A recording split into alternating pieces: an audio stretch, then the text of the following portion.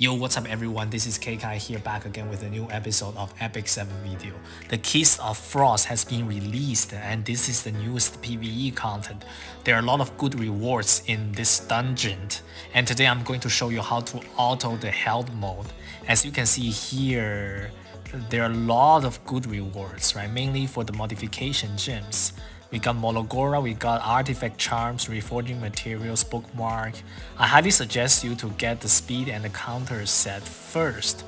And then you can focus on maybe the light summoning ticket, right? So let me show you my teams for Hell Auto mode. These are my teams. It is a very fast run. And I will talk about it in detail when we are actually in the fight, so let's just jump right into it.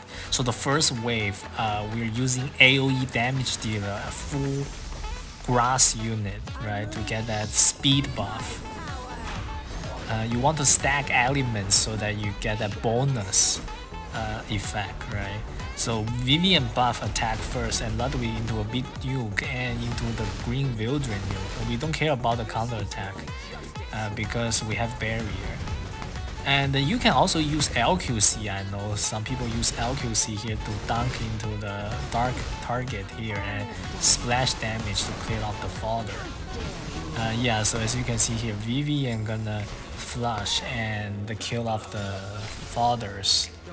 And because we get the speed buff from Vildren and from the speed bonus, we're gonna lap so hard and we can do a lot of damage. Now we're into the phase 2. So this one is very interesting. We have Mei Chloe for the buff and Yufine and Ervalen for damage. As you can see, my Yufine is on Creation and Destruction. It's a very fun artifact to use and we prog it there. And you want to make sure your team members always have 2 buffs so that the opponent doesn't proc extra attack onto you. Okay, another Creation and Destruction proc, okay? Counter. Ervalen counter, yes. Yes, Ervalen is basically a punching bag in the front, right? It doesn't really matter. It's like our Yufine. Okay, another S3. Gonna do big damage. Another Creation and Destruction prog. Okay, very nice, very nice. So what happened here is even if we don't have enough buffs, we can take one hit, no problem. Another Creation and Destruction prog. Okay, let's go. Let's go.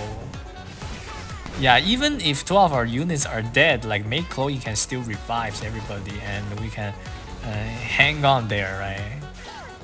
Okay, we got the revive up. And then, yeah. But in this situation, we proc like 4 times of Creation and Destruction. Like basically the Yufine just keep going hand.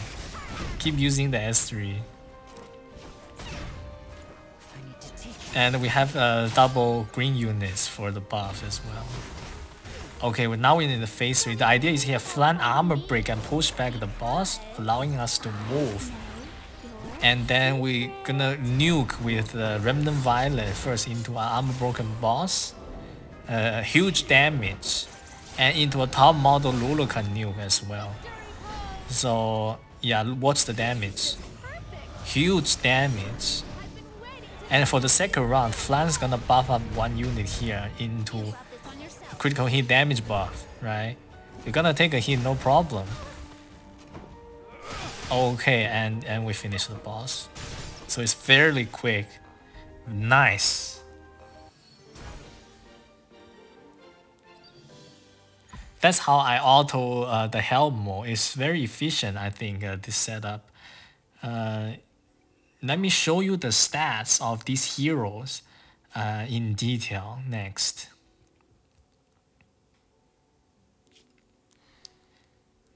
So first of all, we're gonna have Vivian here with the Banshee auto setup, right? The big damage Vivian with Dignis Orb and with the CR push artifact. exclusive equipment. You can pause the video if you missed the stats. And this is my Wildred with big damage as well, destruction sets, plus 30 Sword of the Summer Twilight with 12 speed imprint that I use for PvP as well. And Ludwig is like a fun unit on PvP build as well. Black Hand of the Goddess and S3 damage. I think if you want to do PvE, you can use the S2 armor break. That is even better, but you need some effectiveness for that to work as well. And this is a Mei Chloe, also PvP setup, immunity set with Shimadra stuff to give more ER and healing. And the Yufing, I have my Yufing on a effectiveness build. This thing, ideally you want to use the S1, but I just happen to use the S2. And I have this effective damage ring to allow her to armor break on S1. And we're using creation and destruction for the memes. Very fun setup. S1 can armor break. And Ervalen on the destruction offset, crit set. Not even max out crit hit chance. I think he's just there to offer some frontline, counter potential with the Moonlight Dreamblade, right, to increase survivability. And for the third team, unfortunately, I'm not able to show you my flank because I do use her in PvP quite a lot. So I'm gonna show you my Remnant Violet. So the idea is Remnant Violet is gonna in a PvP build, right, with lifesteal set with good damage on Shepherd of the Hollow, right, the newly buffed artifact. I think this artifact is right now the best for Violet. And the idea is that your flank has to be fast, right, and have at least 100 effectiveness or 80 plus effectiveness to armor break the boss. And my top model Luluka is on an attack booth for this PvE thing because I want her to do as much damage as possible, right, on this Ignis Orb setup. And S1 not even Mola, but this setup should work. It's not like it's only like a PvE top model Luluka. And that's all the time I have for you guys.